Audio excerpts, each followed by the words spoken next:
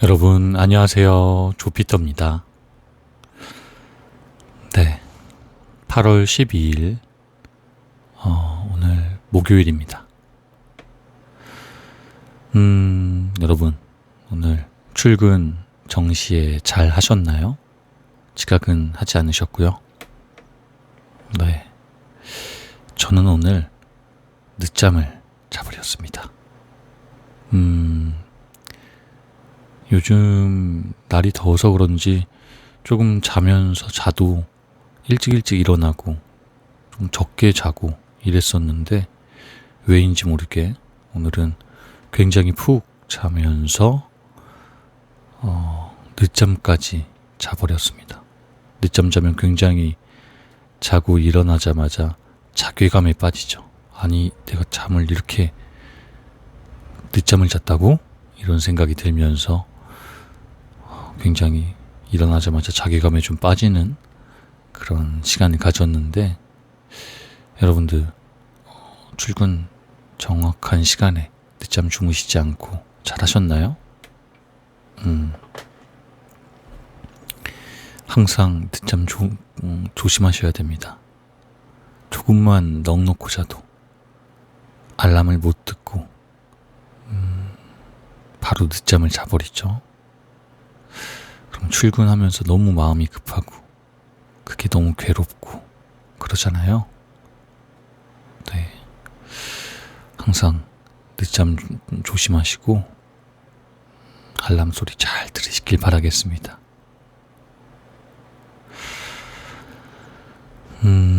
저는 이 책을 녹음하고 이따가 친구를 만나러 하남미사로 갑니다.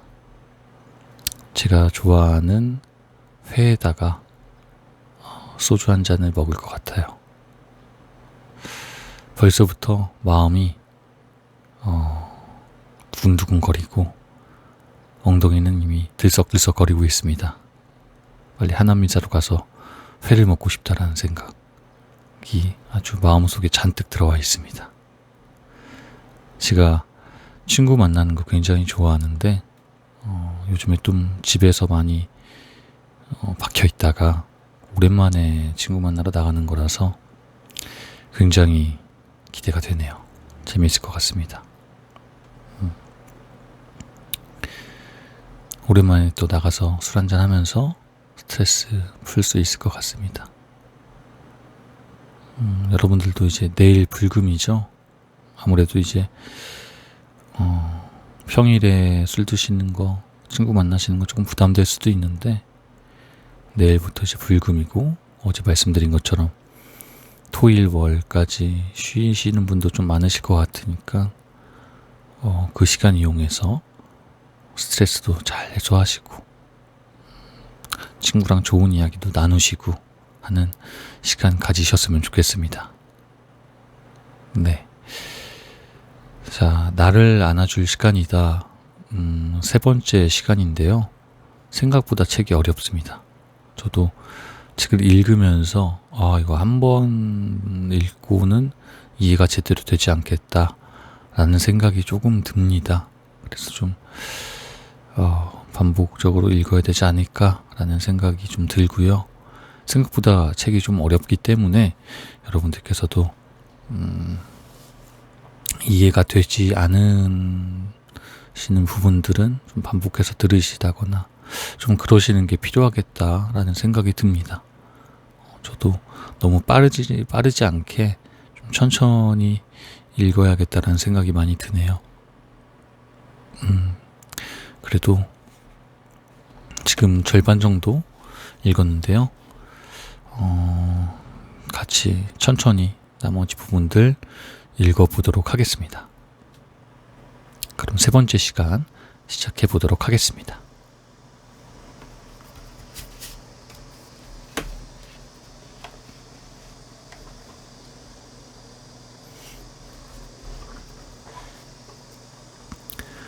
고독. 인간은 고독할 때 하나여 그 자신일 수가 있다. 그러므로 고독을 사랑하지 않는 인간은 자유도 사랑하지 않는다. 왜냐하면 고독할 때에만 인간은 자유를 누릴 수 있기 때문이다. 쇼펜하우어.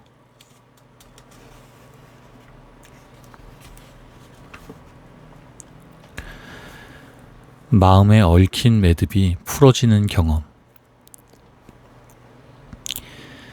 생의 불명확성으로부터 명확성으로 가는 길목에는 인생의 선택과 책임이라는 의지가 존재한다.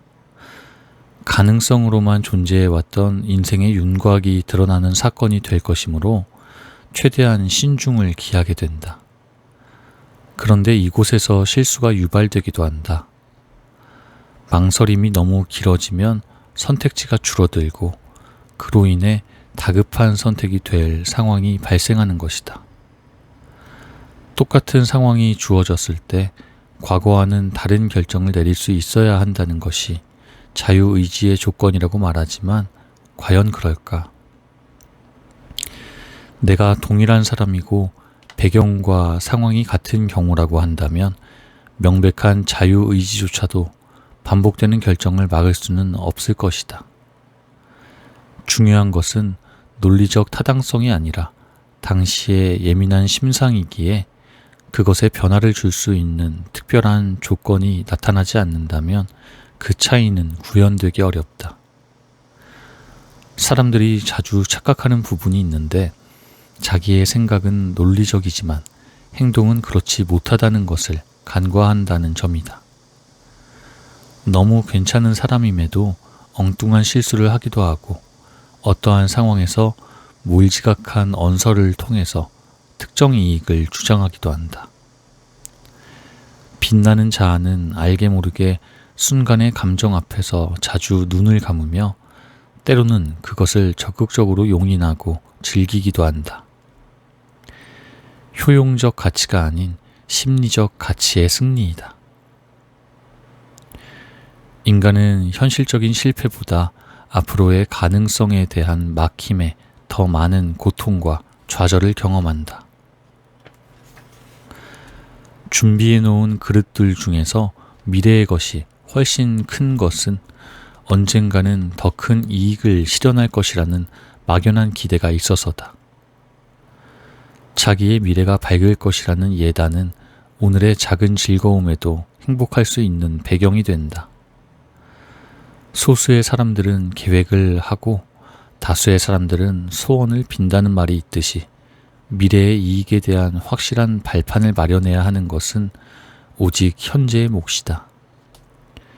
시간이 지나면 열매의 차이가 명확해지지만 우리는 여전히 미래를 추상적으로 믿는 방식에 익숙해져 있다. 그래야 오늘의 힘겨움을 버틸 수 있는 까닭이다. 자기를 더 좋게 변화시키는 노력은 현재의 자기 행동을 새롭게 변화시켜야 한다는 뜻이다. 변화란 현실적인 요구들에 대하여 실제적인 응답을 통해 이루어진다. 나를 구성하는 큰 프레임은 내면의 속삭임에 귀를 기울이는 것에서부터 직업이나 생산의 범위를 확장, 축소함으로써 보다 큰 결실을 이루는 데까지 다양한 장에서 상재한다. 그리고 보다 가시적인 부분에 몰두함으로써 자기 행보의 보폭을 키우려고 한다. 새로운 수익 모델을 도입해서 실험을 하고 어느 순간 적극적으로 이를 실천한다. 인간은 끊임없이 더 좋은 것을 만들기 위해 이동한다. 인간은 무엇인가를 만들므로써 자기 자신을 증명하려고 한다. 가재 도구를 만들고 상품을 만들고 법과 제도는 물론 조각품과 건축물들을 만든다.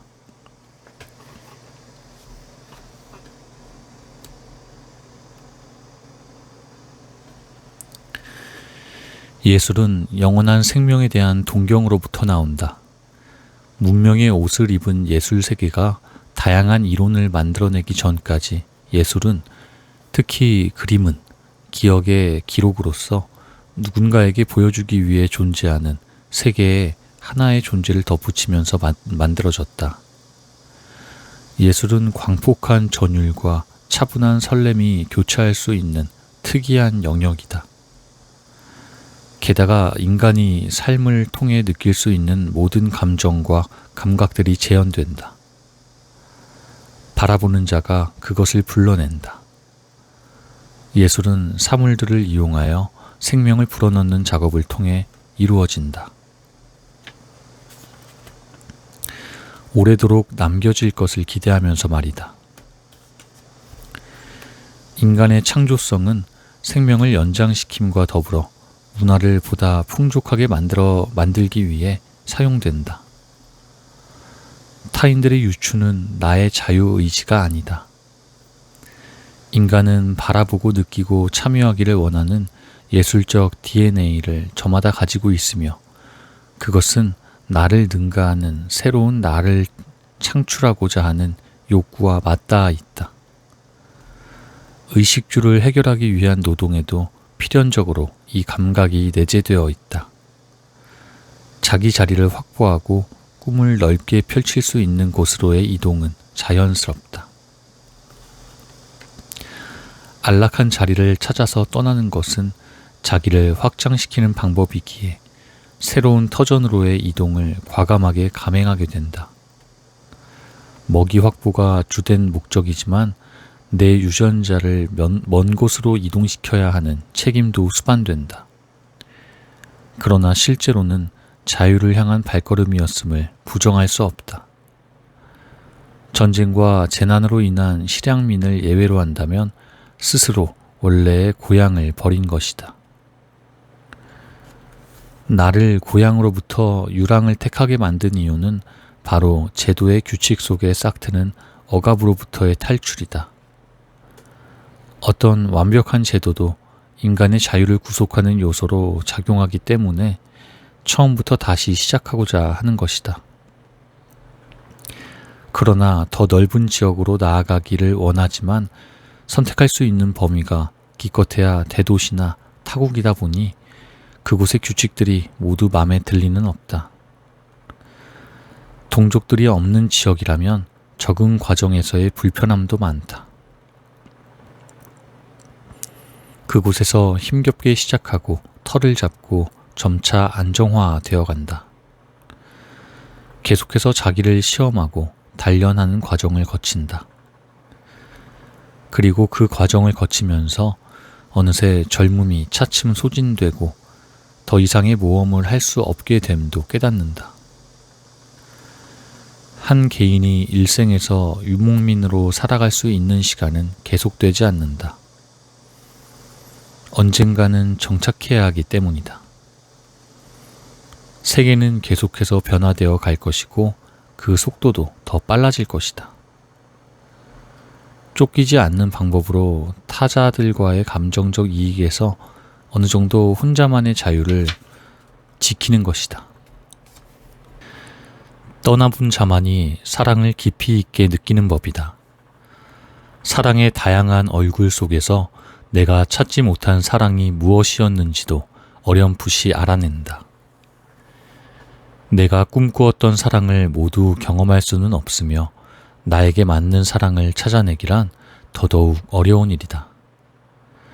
진정한 사랑은 현재가 아닌 내가 얻지 못한 것 속에서 결핍으로 남아있다.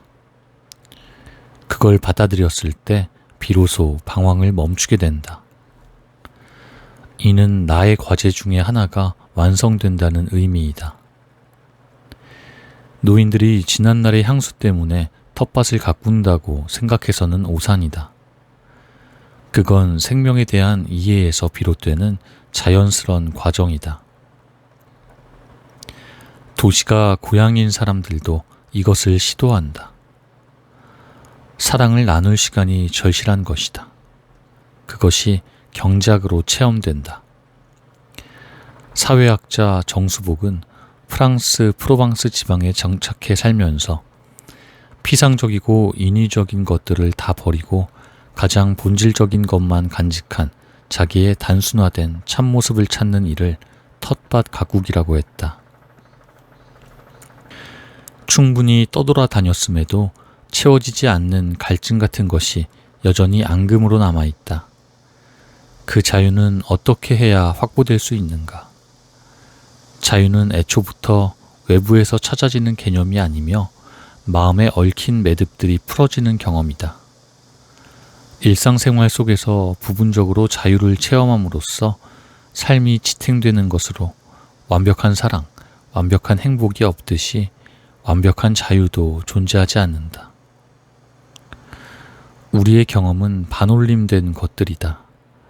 앞선 세대들을 뛰어넘고자 다른 감각으로 세계를 바라보고자 했던 시도들, 그로 인한 갈등들, 쉼 없이 밖으로 눈을 돌려 떠돌던 촉수들, 그리고 세상의 재구성을 꿈꾸었던 젊음의 편린들, 반복되는 실수로 흘린 눈물들, 지지부진한 감정들과 대상의 불명확함, 인간의 변형을 다룬 문서에 얼굴을 파묻고 흐느꼈던 추억들이 모두 자유에 대한 갈망으로부터 비롯된 것이 아니었는가.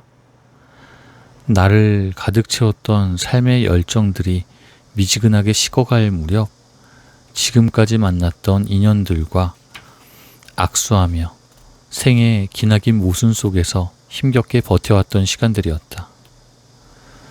끝없이 자유를 추구하였으나 자유롭지 못했다. 무엇이 잘못되어서 이렇게 남루한 책상 한 편을 붙잡고 지난 시절을 되돌아보며 탄식하고 있는가. 나의 자유는 전광석화처럼 흐르는 시대의 속도와 타인들의 빛바랜 언어 속에 묻혀 지치고 꺾이고 쓰러져서 왜소한 흔적들만 남았다. 여행들, 길 위의 나날들, 애틋한 추억 몇 개와 더불어 흔들렸다. 이제 다시는 한겨울에 기나긴 꿈을 꾸지는 못하리라. 그러던 어느 날 현재를 느끼고 중얼거린다. 오늘은 오늘을, 내일은 내일을, 하루하루를 값지게 보내자고 마음먹는다. 생의 지루함 앞에서 망설임 없이 순발력 있게 정확한 선택으로 행복을 마주하리라. 어떤 것이 최선인지는 모르겠지만 일단은 지금 해봐야 쓸모없는 걱정을 집어치우고 몸을 느슨하게 이완시켜 평온을 즐기는 것이다. 홀로 존재하는 외로운 평화인들 어떠리. 그런데 어느 순간 슬며시 자유롭다. 자유가 행복의 손을 잡고 수줍게 얼굴을 내밀고 있다. 한 발 물러섰을 때에야 순간의 작은 여유가 자유를 불러온다. 그러니 성급하게 다가가서 나는 자유인이라고 외치게 되면 도리어 숨어버릴 것이다. 자유는 정형적으로 확보될 수 있는 것이 아니라 순간의 평온과 계속되는 익숙해짐에서 발현되는 것이다.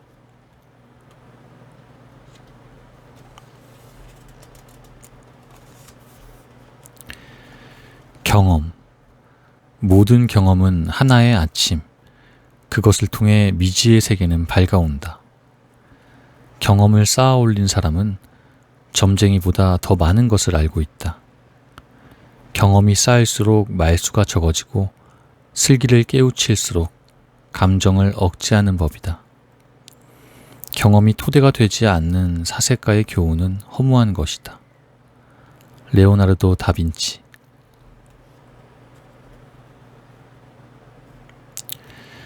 내 마음의 주인은 나. 쉬는 날 자전거를 타고 은평 한옥마을을 다녀오던 길에 집에서 키울 수 있는 새싹보리를 사왔다. 스티로폼 박스 뚜껑에 휴지를 깔고 물에 8시간을 불린 보리를 가지런히 펴놓았더니 3일째 되던 날 싹이 올라왔다. 싹이 올라오면서 뿌리도 수북이 자라 바닥에 깔려있던 보리알들이 2cm 이상 위로 공중부양을 한다.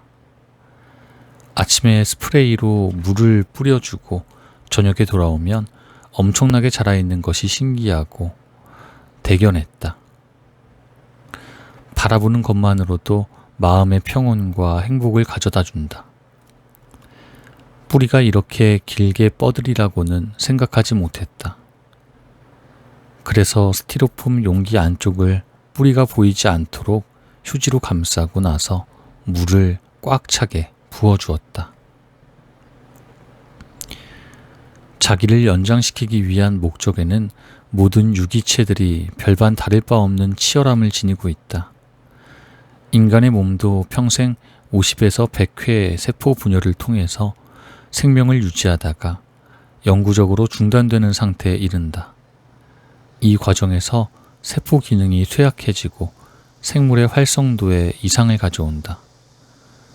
그중 못된 바이러스로 인한 감염으로 세포 자살이 유도되어 희생되거나 파괴되는 경우도 생긴다. 감기 바이러스는 다른 RNA 바이러스들과 마찬가지로 숙주에 침투하여 증식하는 과정에서 쉽게 변이를 일으키기 때문에 완전히 정복되기 어려운 특성을 지닌다. 이번 코로나19 바이러스로 인해 희생자가 너무 많이 나왔다. 앞으로 세계는 코로나19 전과 후로 나뉠 거라는 얘기들을 하지만 꼭 그렇지는 않다.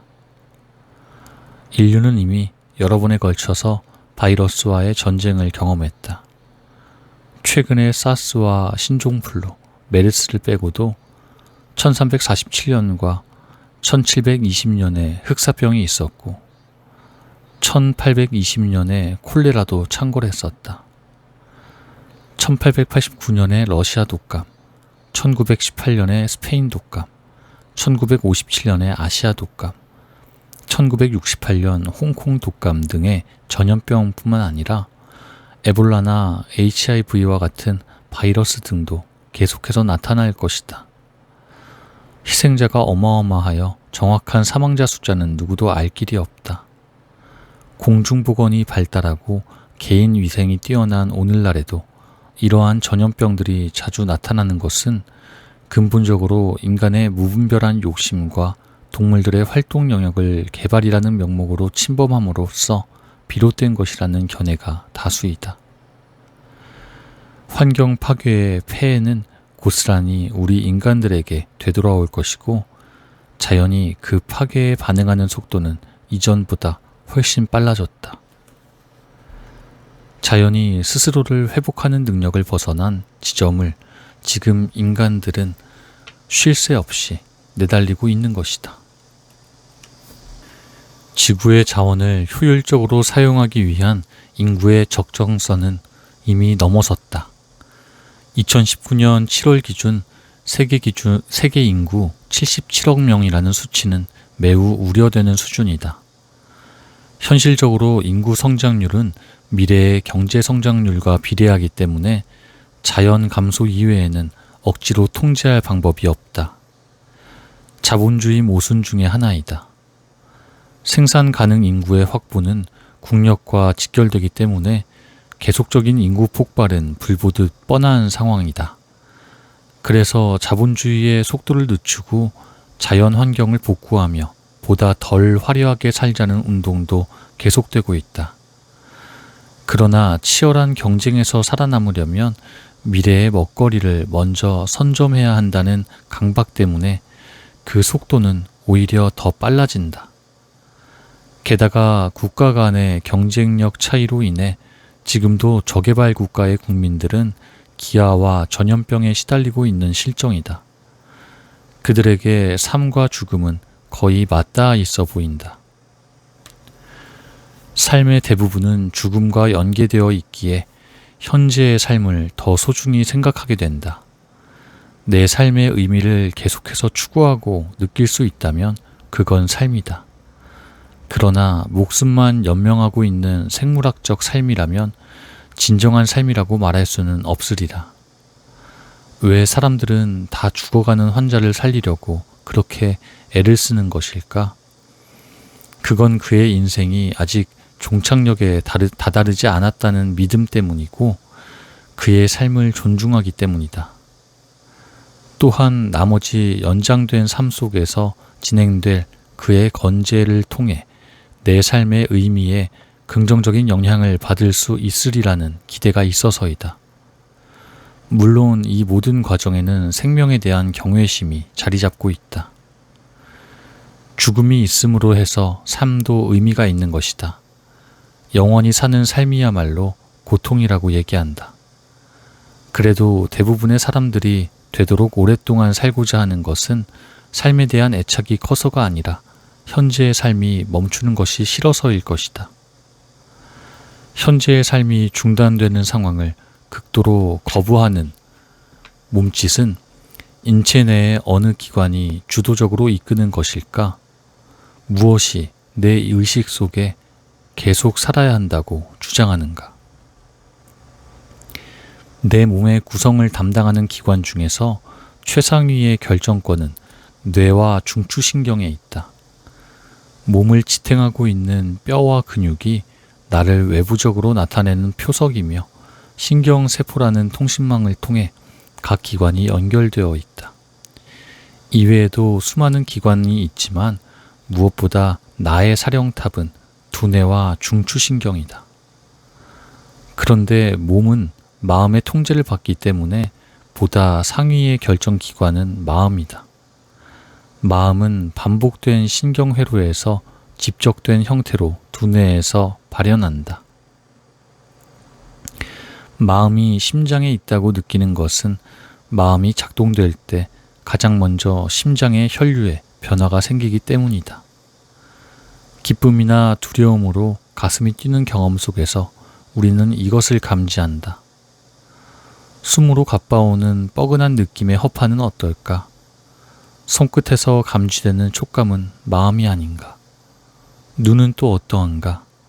게다가 몸의 주요 부위에는 고도로 발달된 신경세포가 모여 그물코 모양의 작은 집단을 이루는 자율신경의 집합체인 신경총이라는 부위들이 있다. 이곳을 통해 느껴지는 예민한 감각들은 두뇌와 직접 소통한다고 알려져 있다. 뒤돌아 있어도 상대방의 움직임이 어느 정도 감지되는 이유는 몸 전체에 존재하는 신경총들의 능력이다. 이것은 인간에게 소위 직관으로 다가올 것이다. 마음은 기억과 경험을 재구성하는 과정 중에 발현하는데 기억 자체가 뇌뿐만 아니라 신경계 전체에서 일어난다고 보는 학자도 있다. 뇌에는 100억 개 이상의 신경세포가 있는데 각 세포당 1000개에서 10,000개의 시냅스들로 신경회로망을 구성하고 있다. 이 시냅스에서 신경 전달 물질이라는 화학물질을 통하여 다른 신경세포와 연결되면서 마음이 결정된다. 입력을 자주 받게 되면 시냅스는 계속 연결되고 학습이 이루어지며 각인되고 기억된다. 조지프 르드는 시냅스와 자아에서 자아는 곧 시냅스다 라고 말한다. 마음이 시냅스에서 발현한다고 한다면 나는 바로 그곳에 있다. 그런데 내가 현실 상황을 인지하고 신체를 점검하고 감정을 파악하고 본능의 지시를 확인하고 이성적 결정을 내리는데 가장 많은 영향을 미치는 것은 이 중에 있지 않을 수도 있다. 나도 모르게 나를 움직이는 가장 강력한 신경 전달 물질이 존재한다. 아세틸콜린, 도파민, 에피네프린, 아드레날린, 세로토닌, 글루타메이트, 감마 아미노낙산, 엔도르핀 등이 그것이다. 아니면 중추신경계에서 나타나는 신경 전달 물질과는 다른 뇌하수체, 갑상샘, 부신, 이자, 생식샘 등의 내분비계에서 생성되는 각종 호르몬도 있다. 그럼 내 마음의 주인은 나의 주체적 자아가 아니라 겨우 신경 전달 물질이나 호르몬 같은 화학 물질이란 말인가? 나라는 주체는 이 모든 것, 몸과 정신, 마음이 서로 교류하고 타인에게서 인정받는 인격적인 총체성의 존재이다. 마음이라고 해도 마음 자체로 존재할 수는 없다. 이성적 정보의 뇌를 더 신뢰할 수도 있고 감정적인 판단에 내맡기는 것을 좋아할 수도 있고 본능의 감각에 따를 수도 있다. 때에 따라서는 무작위 선택을 할 수도 있지만 어떤 특정하고 적극적인 자극 상태에 따라서 마음은 결정된다. 또한 몸이 원하는 바에 따른 몸의 결정도 존재한다. 마음이 주도적으로 판단하는 경우는 그리 많지 않을 수도 있다는 얘기다. 몸과 마음은 따로 분리되어 있는 것이 아니다. 둘은 처음부터 하나이다. 마음은 몸 전체에서 발현한다. 시냅스의 자아는 그것을 순간적으로 종합하고 결정할 뿐이다. 혹자는 신체의 세포수 100조 개의 10배에 달하는 박테리아가 몸의 주인이라고도 한다.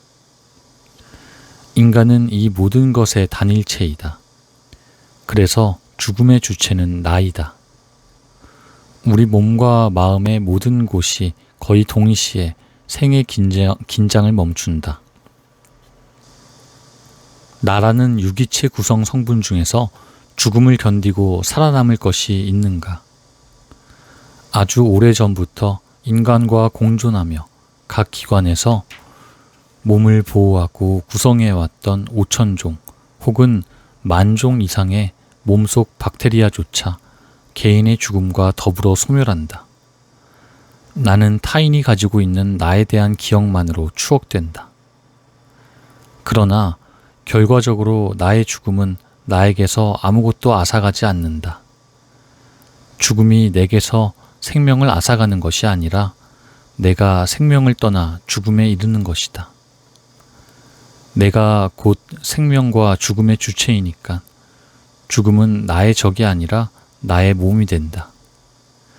내가 죽으면 가장 손해보는 것은 내가 아니라 나를 통해서 위안과 기쁨을 느꼈던 사랑하는 사람들이다. 그들에게 있어서 죽음이 나를 앗아간 주체가 되는 것이기에 죽음을 미워하고 나를 추모할 수 있는 것이다. 부부 중에 한 사람이 먼저 죽으면 남은 한 사람도 극심한 스트레스에 시달리고 몸의 균형을 잃어 면역력에도 취약해진다. 서로를 의지하며 같은 방향을 바라보며 걸어왔는데 다시 홀로 걸어가야 한다면 왜 안 그러겠는가? 부부가 사별하는 경우 남은 한 사람의 수명에도 영향을 미치게 된다.